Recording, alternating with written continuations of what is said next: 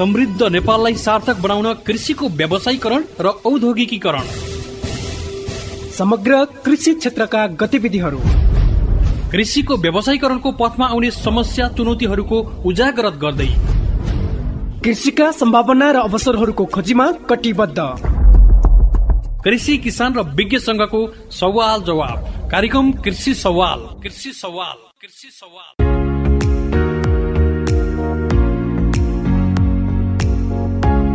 नमस्कार अनि हार्दिक स्वागत छ। कृषिको विकास, प्रवर्धन तथा व्यावसायीकरणको पथमा कटिबद्ध रेडियो कार्यक्रम कृषि सवालमा यहाँहरूलाई हार्दिक स्वागत छ। म हुँ असीम सापकोटा।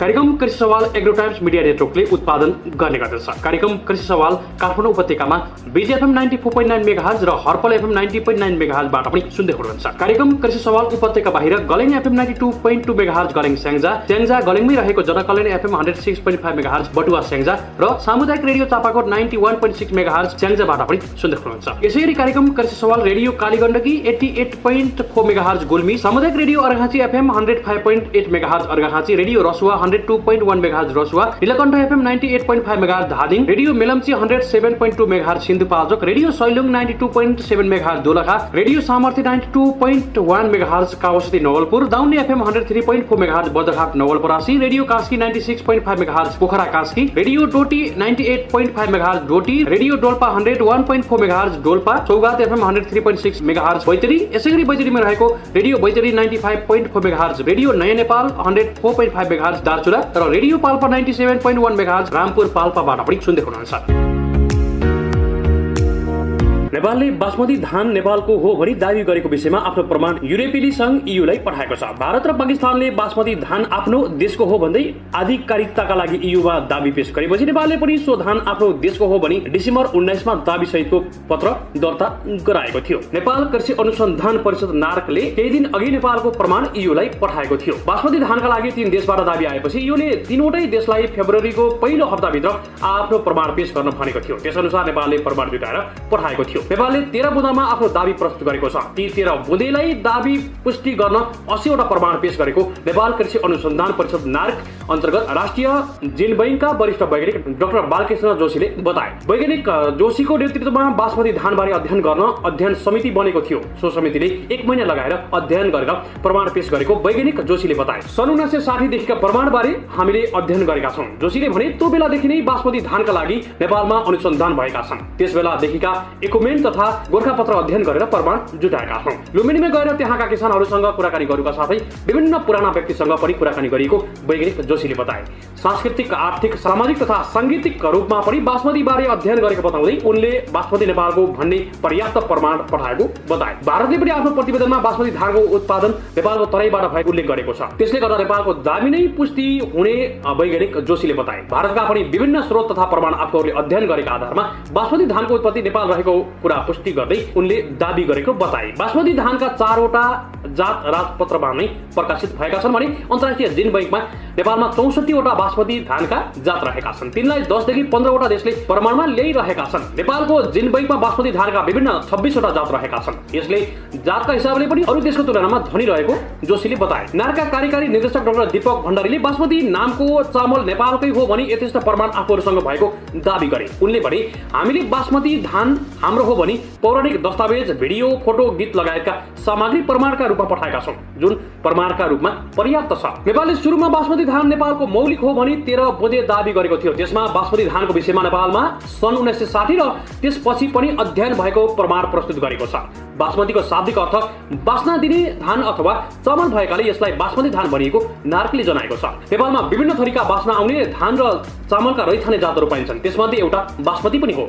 बासमती धानका विभिन्न 4 प्रकार नेपाल सरकारको राजपत्रमै प्रकाशित भएको छ। नेपालका विभिन्न स्थानबाट सन् 1970 देखि संकलन गरिएका 47 प्रकारका रैथाने बासमती धानका जात नार्कले अन्तर्राष्ट्रिय जिन बैंकमा पनि राखेको छ। नार्कको राष्ट्रिय जिन बैंकले करिब 24 प्रकारका रैथाने बासमती धानका जात वर्षौं सुरुदेखि नेपालको विभिन्न क्षेत्रबाट सङ्कलन गरी सुरक्षित राखिएको छ। नेपालको सांस्कृतिक तथा आर्थिक पक्षसँग बासमती धानको सम्बन्ध रहेको छ। त्यसबारे विभिन्न गीत रहेको र ती चाडपर्वहरूमा प्रयोग हुँदै आएका छन्। नेपालमा पाइने बासमती धान फरक फरक स्वाद रहेको, तराईको बासमतीको स्वाद र पोखरामा फलेको जेठो बुढो बासमती धानको स्वाद फरक फरक पाइएको छ। नेपालको लोकल बासमती धानका विभिन्न जातलाई नार्कले फर्मोलोजी, डिएनए तथा आइसोजाइम टुल्सको सहयोगमा चरित्र चित्रण समेत गरिसकेको छ। यो धानको उत्पत्ति केन्द्र तराई मधेस क्षेत्र नै मुख्य हो। यो कुरा नेपालको दस्तावेजमा मात्र होइन, भारत लगायत विभिन्न देशका दस्तावेजमा पनि पाइएको छ। बासमती धान र यसको जातबारे विभिन्न पुस्तक, पत्रपत्रिका, जर्नल, बुकलेटमा उल्लेख गरिएको छ, जुन अन्तर्राष्ट्रिय रूपमा पाइन्छ। सामुदायिक बिउ बैंकले बासमती धान र चामललाई नेपालका विभिन्न ठाउँमा प्रबन्धन गरेका छन्। नेपालका विभिन्न कम्पनीले बासमती धान र चामलको ब्रान्ड नै बनाएर लामो समयदेखि बिक्री गर्दै आएका छन्। यी दाबीका 80वटा प्रमाण नेपालले पठाएको छ। सबै देशको प्रमाण पर्याप्त पाइसकेपछि ईयूले जाँचबुझ गरी 2 महिनापछि प्रमाण दिने डाक्टर जोशीले बताए। राष्ट्रिय कृषि आनुवंशिक स्रोत केन्द्र अर्थात् राष्ट्रिय जीन बैंकका वरिष्ठ वैज्ञानिक डाक्टर बालकृष्ण जोशीको सहयोगमा असीम सापकोटाको रिपोर्ट। अब हाम्रा विषयवस्तुतिर लाग्दैछौँ र यहाँहरूका समस्या जिज्ञासाहरू अन्यलहरू जुन यहाँहरूले भोगिराख्नु भएको समस्या, जुन आज हामीले नीति निर्माणसँग जुन नीतिको लागि विभिन्न खालका समस्याहरू छन् र यसको लागि पैरवी गर्ने संस्थाको रूपमा नेपाल सरकारको चाहिँ एउटा स्वायत्त निकाय राष्ट्रिय किसान आयोग रहेको छ र राष्ट्रिय किसान आयोगका सदस्य तथा प्रवक्ता रविन्द्र केसी हाम्रो साथमा हुनुहुन्छ। हामी उहाँसँग कुराकानी गर्दैछौँ। रविन्द्र सर, नमस्कार, यहाँलाई स्वागत छ। नमस्कार सर, आराम हुनुहुन्छ? आराम छ। निकै व्यस्त नै हुनुहुन्थ्यो आज पनि है? व्यस्त त व्यस्तै हुनुपर्छ है। अहिले व्यस्त चाहिँ केमा हुनुहुन्छ यहाँहरू? मुख्य व्यस्त त के भने केही समय अगाडि त यो वैदेशिक लगानीको बारे वैदेशिक लगानीको ठुलो समस्या आयो नेपालमा है। एउटा त्यो भयो, चारैतिरबाट हामीलाई प्रेसराइज पनि भयो यसले गर्दा होइन, र यसको लागि गर्दा केही ट्याग पाउने सम्भावना देखाएको छ। अब अहिले के छ भन्दाखेरि जुन हाम्रो वार्षिक कार्यक्रम हुन्छ राष्ट्रिय किसान आयोगको तर्फबाट, धेरै कार्यक्रम हाम्रो केही समय त त्यसलाई ब्याक गरेर चाहिँ उनी गर्ने अवस्था आयो कोभिडको कारणले गर्दा। र अहिले हामी के छ भन्दाखेरि नेपाल सरकारबाट सञ्चालित कृषि विकास मन्त्रालय अन्तर्गतबाट सञ्चालित विभिन्न परियोजनाहरू छ, प्रोजेक्टहरू। ती प्रोजेक्टहरूको राष्ट्रिय किसान आयोगको तर्फबाट त अनुगमन गर्ने र वास्तविक सही ट्यागमा भएको सक्छ छैन र वास्तविक किसानले त्यो सम्बोधन गर्न सक्दैन जस्ता कुराहरूमा अहिले हामी विशेष ध्यान दिएका छौँ। यहाँहरूले खोजिराख्नु भएको छ है विभिन्न विषयहरू? एकदम। किसानका समस्या धेरै छन्, धेरै गुनासा पनि आउँछन्। केही मात्रामा सर, जस्तो हामीले केही किसानका अभियन्ता, विभिन्न सङ्घ महासङ्घहरूबाट चाहिँ राष्ट्रिय किसान आयोगले चाहिँ भने जस्तो अभिभावकत्व महसुस गर्न सकेन अथवा चाहिँ हामीलाई महसुस गराउन सकेन भन्ने खालका आरोप पनि आउँछन् है यहाँहरूलाई बेला बेला? होइन, यो त धेरै आउँछ, किनभने यो 100औं वर्षको समस्या हो। यो आयोग स्थापना भएको 4 वर्ष हामी भर्खर 4 वर्ष पुरा हुँदैछ, पुरा भइसक्यो। 4 वर्ष पुरा हामी 5 वर्ष भइरहेका छौँ। तर यो बिचमा यस्तो समस्या पनि 100 समस्याहरू छन् हरेक क्षेत्रमा। जस्तै धानको समस्या भर्खरै अघि हामीले एउटा ब्रोडकास्टमा सुन्यौँ है, यो पनि एक प्रकार ठुलो समस्या हो। नेपालको चाहिँ बाहिरले युज गरेर अरूले त्यसलाई ब्रान्ड लिइसके, नेपालमा हाम्रो उत्पत्ति भएको छ, यस्तो कुरा कसरी भयो, यसलाई कसरी बचाइ राख्न सकिन्छ, आफ्नो स्वदेश उत्पादित भविष्यलाई एउटा कुरा त्यो पनि सवाल छ। त्यसै गरी जस्तै गहुँको समस्या छ, धानको समस्या छ होइन, दुधको समस्या छ, केराको समस्या छ, विविध कुराको समस्या सन्दर्भमा राष्ट्रिय किसान आयोगमा ठुलो प्रेसर आउँछ। हामीसँग ठुलो जनशक्ति छैन है, अहिले नयाँ सुरुवातमा हाम्रो होइन, र अन्य हाम्रो प्राविधिक साधन स्रोत पनि छैन। यसले गर्दाखेरि त्यसलाई कसरी ट्यागमा लिएर जाने, पहिलो पहिचान गर्ने र पहिचान गरिसकेपछि त्यसलाई एउटा कसरी कानुनी रूपमा लिएर स्थापित गरेर कार्यान्वयन गरेर लिएर जाने जस्ता विषयवस्तु राष्ट्रिय किसान विशेष ध्यान दिनुपर्ने भावना कतिकति यसरी व्यस्त भएको आरोप आउने अथवा सुल्झाउँदै जाने कुरा त भइहाल्छ। समयको माग पनि होला, किसानहरूले पनि समस्या राखिराख्नु भएको छ, कति कुरा सल्युसन भइ पनि सकेको छ। अब लामो समयदेखि हुन त यहाँले अलिकति कृषि र सहकारीलाई नजिकबाट हेर्नुभएको व्यक्ति र अहिले किसानका समस्या प्रत्यक्ष रूपमा सुनेर चाहिँ यसको लागि पैरवी गर्ने काम र नीति निर्माणसँग अथवा नीति निर्माताहरूसँग सँगसँगै बसेर चाहिँ किसानका समस्याहरूलाई सल्युसन खोज्ने काममा अथवा विभिन्न खालका नीतिहरू बनाउने काममा पनि यहाँहरू लागिराख्नु भएको छ। अझै यहाँ विशेष गरी कृषि र सहकारी बिटबाट आउनुभएको किसानका समस्याहरूलाई साँच्चीकै उत्थान गर्नको लागि, किसानका समस्याहरूलाई आजै समस्या गर्ने अथवा भोलि नै समस्याको सल्युसन खोजिहाल्ने भन्ने त हुँदैन होला, यो प्रक्रियागत पनि होला। तर खासमा समस्याहरू के कस्ता रहेछन्, के छन् अहिले मुख्य समस्याहरू के भेट्नु? मुख्य समस्या एउटा के देखियो नेपाली किसानहरू भन्नुहुन्छ भने पहिलो कुरा के छ भन्दाखेरि किसानहरूले उत्पादन गर्ने ठुलो चुनौती छ।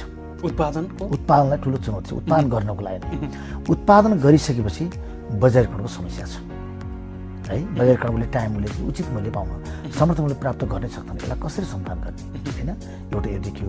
दोस्रो कुरा के भने नेपालमा अर्थतन्त्रको मेरुदण्ड के अरे कृषिलाई पनि बनेको छ है, तर राज्यले नारा र ब्रोडकास्टिङ मेरुदण्ड भन्छ, तर कार्यान्वयनपछि के देखियो भने बडो फितलो देखियो कि ध्यान दिएको देखेन। जुनै सरकार किन्न आओस्, वर्तमान सरकारको कुरा पनि होइन कि जति सरकार स्थापना भए जो सरकारबाट ब्याक हुन्छ, ब्याक भइसक्यो के भन्छ पहिलो मेरुदण्ड अर्थतन्त्रको मेरुदण्ड भन्दा पनि कृषि हो भन्छ।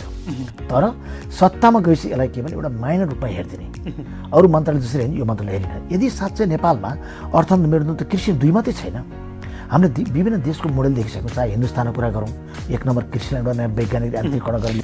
रमेश हुनुहुन्थ्यो, अलिकति हामीले उहाँको आवाज सुन्न नसके पनि केही कुरा चाहिँ आएको छ यन्त्रीकरणको लागि, अनुदानका कुराहरू कहाँ गए, अथवा चाहिँ यो मल बिउको कुरा चाहिँ समयमा आउँदैन भन्ने खालको कुरा रह्यो। मैले बेचेल उहाँलाई धन्यवाद छ, बडो महत्त्वपूर्ण कुरा राख्नु भएको छ यहाँ सुवेजीले सिन्धुपाल्चोकबाट।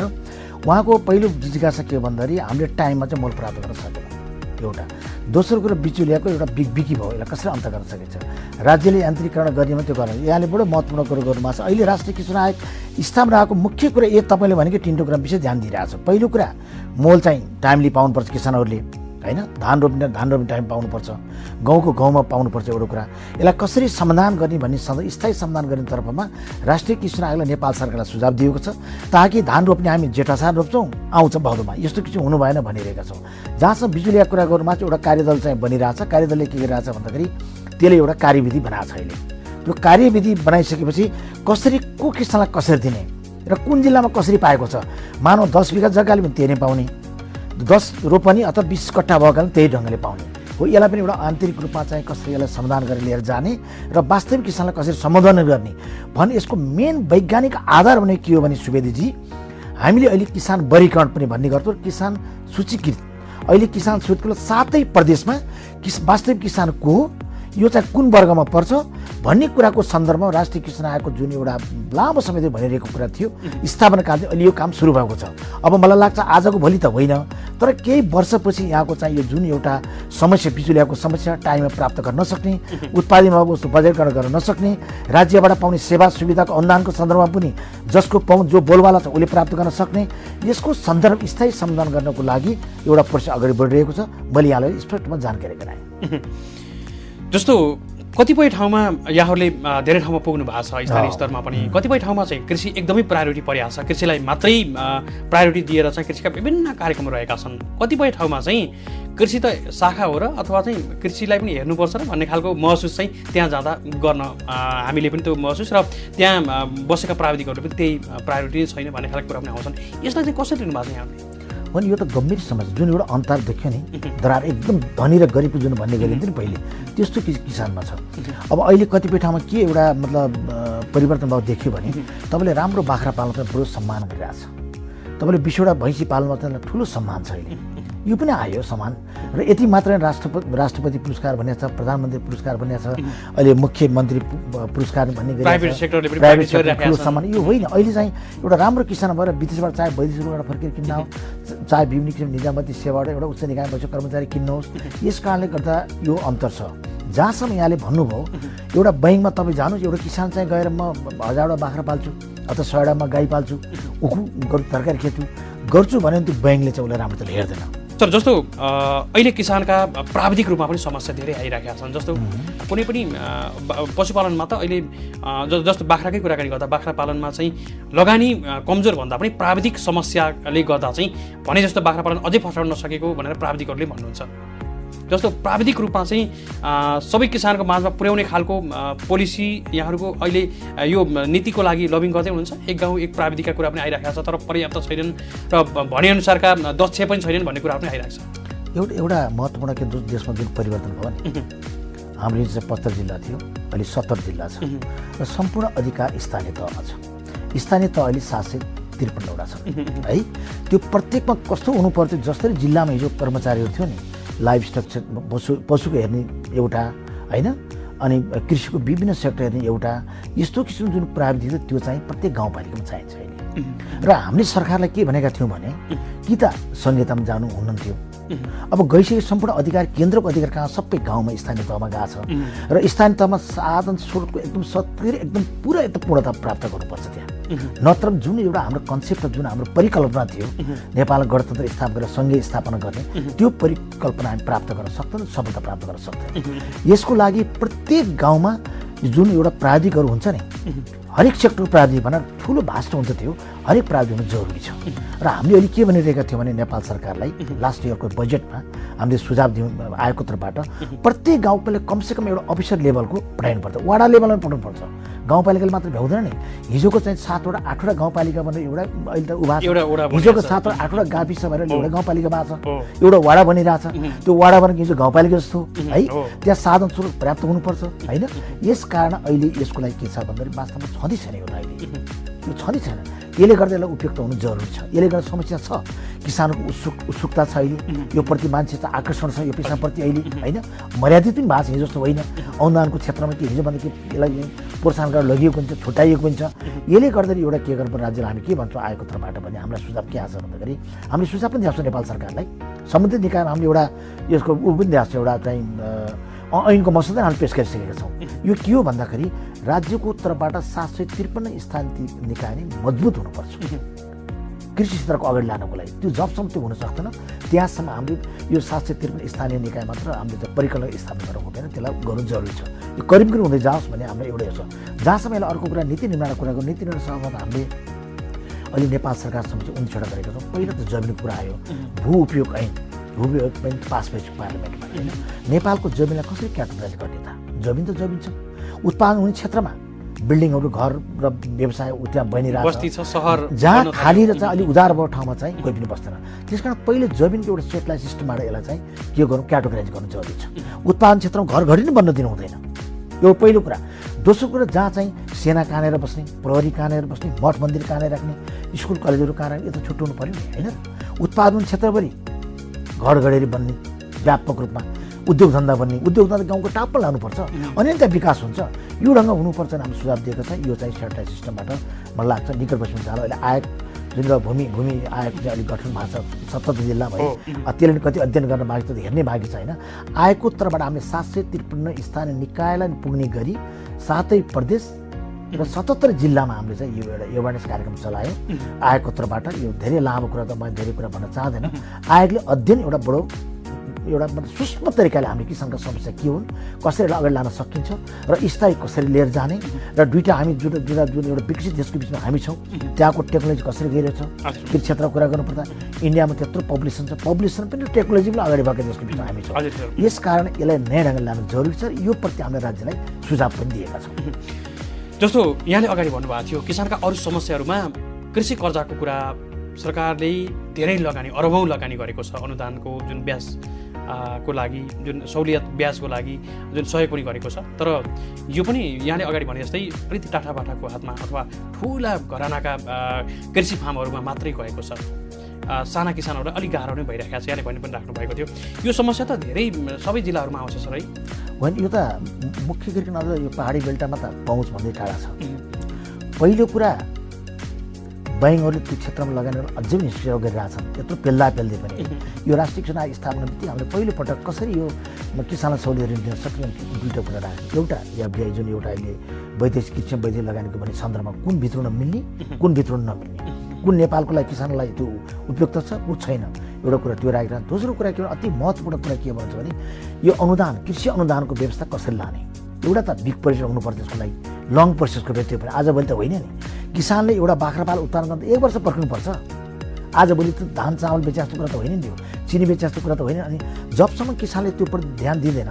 के अरे मतलब बैङ्कहरूले राज्यले ध्यान दिँदैन त्यो अगाडि जान सक्छ एउटा कुरा यो र हिजोभन्दा अलिक केही परिमार्जित भएर आएको छ र केही एउटा के अगाडि कार्यान्वयन पछि कि बलियो भएको देखेँ केही दिन अगाडि मात्र म राष्ट्रिय वाणिज्य ब्याङ्कमा गएँ कृषि ब्याङ्कमा गएर त्यहाँ छलफल गरेँ कुन क्षेत्रमा कति लगानी गर्नु छ उहाँले पनि अहिले एकदम माग एकदम बढी छ पुर्याउन गाह्रो छ तर मलाई लाग्छ हिजोभन्दा अहिले चाहिँ किसानहरू पनि आकर्षण हुन्छ र आर्थिक अनुशासनमा पनि उहाँहरू बलियो हुन्छ भन्ने विश्वास दिलाएको छ यसले गर्दाखेरि यति मात्र भएन उत्पादित वस्तु ज्ञान दिनुपर्छ यो जरुरी छ अझै हाम्रो के भएको कृषि क्षेत्रमा लगानी गर्ने सवालमा तपाईँको गाडी किन्न जानुहोस् वेलकम गर्छ घर बनाउन जानुहोस् वेलकम गर्छ होइन अरू केही इलेक्ट्रोनिक चिज किन जानु वेलकम तर एउटा किसानले म 1000वटा बाख्रा पाल्छु भने जाने उसलाई एउटा के विश्वास छैन अझै पनि त्यो विश्वासलाई कसरी परिवर्तन ल्याउने भन्ने सन्दर्भमा राज्यले कडाभन्दा कडा नियम लिनु पर्यो अनि मात्र हामी जान सक्छौँ अगाडि अनि मात्र यो पेसा अरू मर्यादा भएर जान्छ यो हिजोभन्दा अहिले केही छ र यसलाई अझै सुधार हुँदैछ सुधार हुँदैछ त्यो एकदम। रविन्द्र सर, अब अलिकति कर्जाकै कुरामा पनि किसानहरूमा पनि जस्तो डकुमेन्टेसन हामीले कार्यविधि अनुसार चाहिँ जानुपर्छ, प्रक्रियामा त जानु पर्यो, किसानहरूमा अलिकति डकुमेन्टेसनमा कमजोर पनि छ र अलिकति गाह्रो पनि छ सर। रविन्द्र सर, हामीले यस सन्दर्भमा एउटा के ध्यान राख्न गएको छ भने जुन हामी प्रत्येक जिल्लामा परिसरमा कार्यक्रम गर्छौँ, यो पनि एउटा टपिक छ। राज्यले कृषि कर्जा त भनिदियो, विभिन्न आह्वान गर्यो, राष्ट्र ब्याङ्क एउटा कार्यविधि बनाएको छ, यदि नगरले हामी एउटा विभिन्न कारबाहीको प्रक्रिया अनुसार लगानी कारबाही केही मात्रामा गरि पनि राखेको छ, गरिरहेको छ। अझ जुन ढङ्गले जानु त्यो गएको छैन, एक्सनमा त गएको छैन, एक्सनमा गएको छ, तर जानुपर्छ भन्ने आज यस सालदेखि जाला। केही ब्याङ्कहरूलाई त कारबाही पनि गर्यो अघिल्लो वर्ष। अब एउटा कुरा के छ हुनुहुन्छ भने यो कृषिको लागि पहिलो कुरा त उनको सूचनाको पहुँचभन्दा बाहिर छ किसानहरू। वास्तविक जो किसान छ गाउँ दूरदराजमा बसेका उनी योभन्दा बाहिर छ, उत्पादन गर्ने इच्छा शक्ति पनि छ, उसँग जनशक्ति पनि छ होइन, सम्भावना पनि छ, तिनीहरूले गर्छन्, त्यो छैन। यस कारण हामीले के भनिरहेको छ भने यस्तै टेलिभिजन मार्फत, एफएमहरू मार्फत होइन, टेलिभिजन एफएमहरू मार्फत यस्तै त कुराको सन्दर्भमा चाहिँ प्रत्येक गाउँपालिकाहरूमा सूचना जारी गर्नुपर्छ र त्यसलाई सहजीकरण गर्नको लागि त्यहाँ प्राविधिकले सहयोग गर्नु पर्यो। त्यो फर्म भन्ने प्रक्रिया छ, झन्झिलो प्रक्रिया छ, सहजीकरण गर भनिरहेको छौँ हामीले। अलिकति गाउँको मान्छेलाई त सहर बसेकोलाई त सम्भव छैन, सम्भव छ, गाउँमा चाहिँ सम्भव हुँदैन। त्यो भर्ने गाह्रो हुन्छ, फर्म फिलअप गर्ने गाह्रो हुन्छ, त्यो क्राइटेरिया पुरा गर्ने गाह्रो हुन्छ। यसको लागि त्यो प्रत्येक ठाउँ सहजीकरण गरिदिनु पर्यो र अलिकति यसलाई के गर्नु पर्यो, फ्लेक्सिबल पनि बनाउनु पर्यो कि, मतलब अलिकति सजिलो गर्नु पर्यो लोन लिने सन्दर्भमा। जो पढे लेखे किसानहरू छैन होइन, यसको लागि गम्भीर ध्यान राख्नु भएको हामीले सम्बन्धित निकायमा यो कुरा राखिरहेका छौँ। 753 स्थानीय तहमा यो के गर्नु पर्यो, सूचना नोटिस जारी गर्नु पर्यो। जुन मिडिया मार्फत, इलेक्ट्रोनिक माध्यम मार्फत हुन्छ कि रेडियो मार्फत हुन्छ कि एफएम मार्फत हुन्छ कि, अनि सहजीकरण गर्नको लागि चाहिँ त्यहाँ स्थानीय तहले चाहिँ प्रत्येक वडामा चाहिँ यो फर्म फिलअप गर्ने, फर्म भर्ने तरिका सिकाउनु पर्यो, अनि मात्र प्रयोग गर्न सक्छ। अधिकार कर्तव्य पनि जानकारी दिनु पर्यो, लिने के, कसरी पाउने, कति छुट पाउने, कति वर्षको लागि यो, यी विविध कुराको सन्दर्भमा राष्ट्रिय किसान आयोगले एउटा यो टपिक गराएर यो अनुदानको कर्जा कसरी प्राप्त गर्न सकिन्छ, यो कसरी उपयोग गर्ने र नगरेको खण्डमा यो रिपेमेन्टको सन्दर्भमा नगरेको खण्डमा के गर्ने जस्ता विविध कुराको सन्दर्भमा आयोगले यो कुरा जानकारी गराएको छ।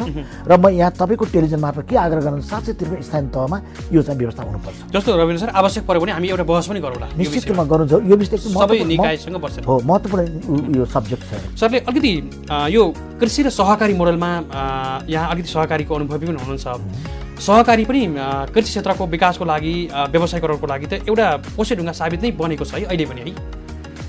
हो, एकदम। यो त नेपालको लागि नहुने छ। यो नेपालमा कृषि सहकारीको माध्यमबाट धेरै उदाहरणीय कामहरू छन्। जस्तै अहिले नेपालमा नियर अबाउट चाहिँ 29,000 सङ्घ संस्थाहरू छ टोटल सहकारी क्षेत्रमा।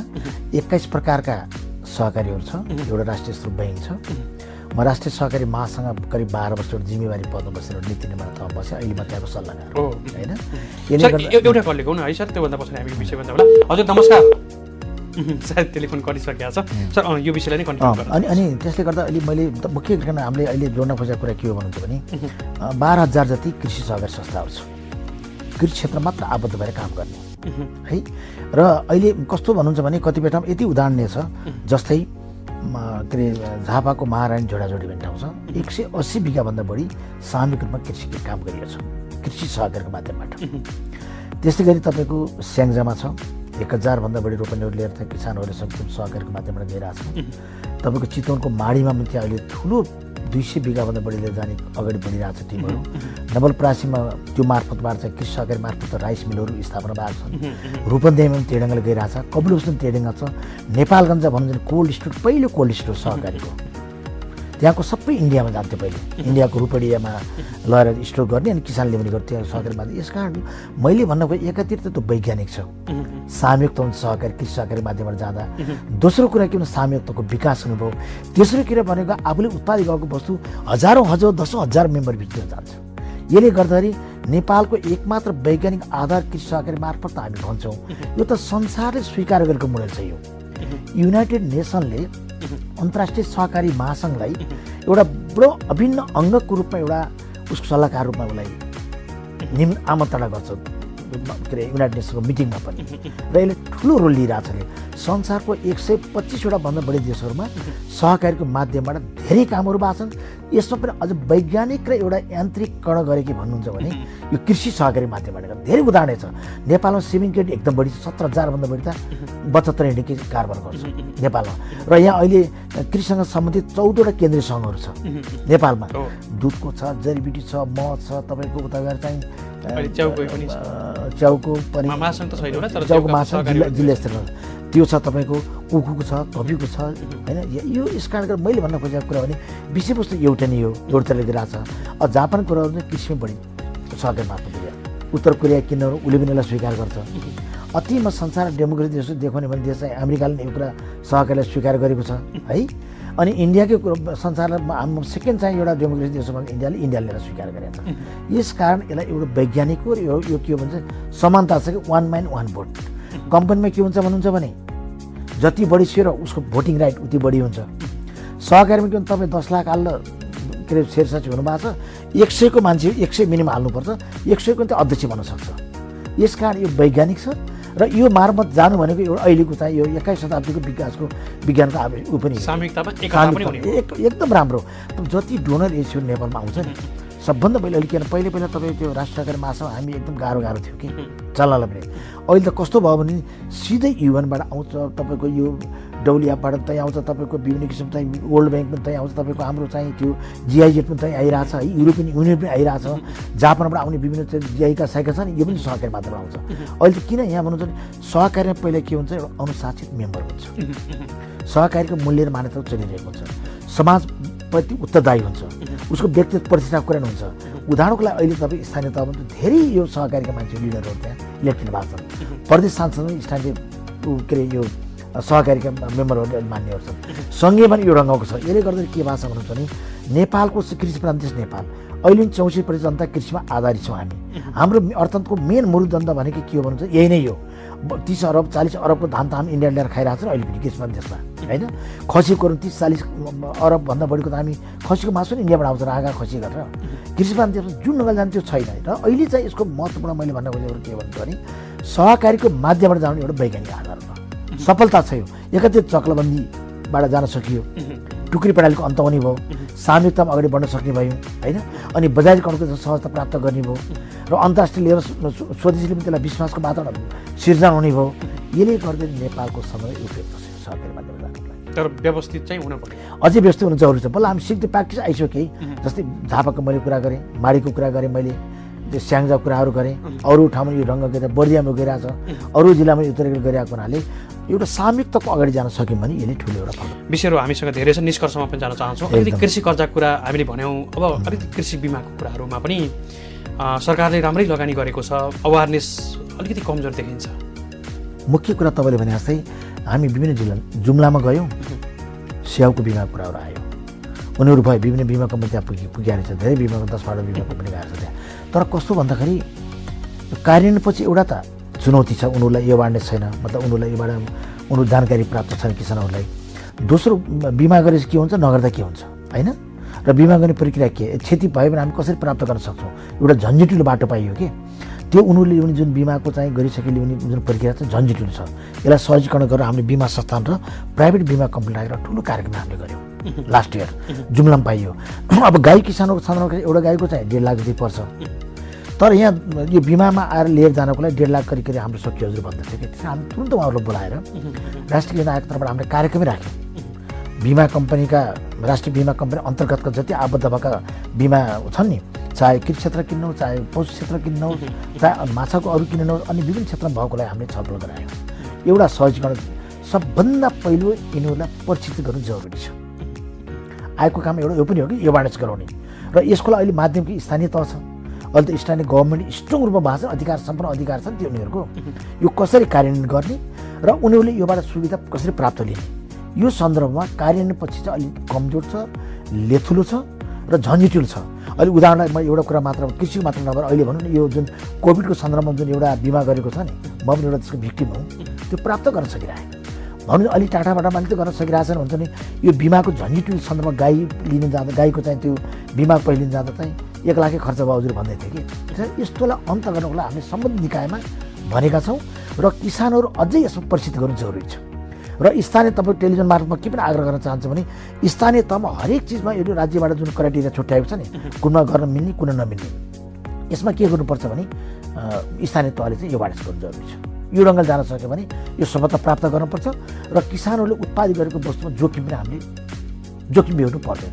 यो ढङ्गले जानु जरुरी छ। जस्तो व्यावसायिक कृषिको लागि कृषि अन्तर्गत अब पशुपालनका कुरा त रहन्छ नै, जस्तो कृषि कर्जा, त्यसै गरी कृषि बिमा र प्राविधिक कुरा सबैभन्दा महत्त्वपूर्ण कुरा रहेछन् है। यिनीहरूलाई व्यवस्थापन गर्न सक्यो भन्नमा हामीलाई पछि यसमा एउटा कुरा जोड्नुपर्छ, बजारीकरणको कुरा पनि जोड्नुपर्छ। फेरि उत्पादनसम्मको कुरा भयो, उत्पादन गर्छ त्यो पनि गर्नु जरुरी, नत्र फेरि उत्पादन गरे उता मार्केट पाउँदैन, बजारीकरण पाउँदैन। यो चारवटा कुरा हामीले जोड्नु जरुरी छ। अन्तिम खण्डमा छौँ सर, केही भन्न चाहनुहुन्छ? समय मैले मुख्य कुरा के भन्छु, नेपालमा जसरी यो कृषि प्रधान देश नेपाल भनिएको छ, अर्थतन्त्रको मेरुदण्ड नेपाललाई मेरुदण्ड कृषकलाई भनिएको छ। 3टा कुरा छ नेपाललाई लान सक्ने। 1 नम्बरमा कृषि आत्मनिर्भर हुनुपर्छ हामी, 2 नम्बरमा तपाईँको पर्यटन, 3 नम्बरमा जलस्रोत। यो 3टा कुरा नेपालमा हामीले अगाडि लान सक्यौँ र कार्यान्वयन गर्न सक्यो भने यो मध्ये पनि सबभन्दा महत्त्वपूर्ण निकाय हाम्रो अरबको रूप त बाहिर आएको छ नि, हाम्रो चाहिने आएको छ। यसकारण कृषिमा राज्यको तर्फबाट ठुलो ध्यान जानु पर्यो र किसानले उत्पादित गरेको वस्तुको चाहिँ बजारीकरण गर्नुपर्छ र लङ परिचित राज्यको तर्फबाट कर्जाको व्यवस्था हुनुपर्छ होइन। त्यो कडाइ रूपमा गर्नु वास्तविक किसानले प्राप्त गर्नु पर्यो अनि मात्र यो नेपालमा हामी अर्थतन्त्र मेरुदण्ड भनेर हामीले के लगाउँछ कृषिलाई भने जस्तै त्यो अगाडि जान सक्छ। जानकारी हुन्छ सर, व्यस्तताको बाबत पनि हामीलाई समय दिनुभयो, हामी धेरै आभारी छौँ। यहाँलाई कृतज्ञता ज्ञापन गर्दै बिदा गर्न चाहन्छौँ। नमस्कार। नमस्कार, यहाँलाई पनि धन्यवाद हाम्रो चाहिँ आएको कुराहरू राख्ने अवसर प्राप्त हुनुभयो। हुन्छ, अहिले हामी बिदा गर्छौँ।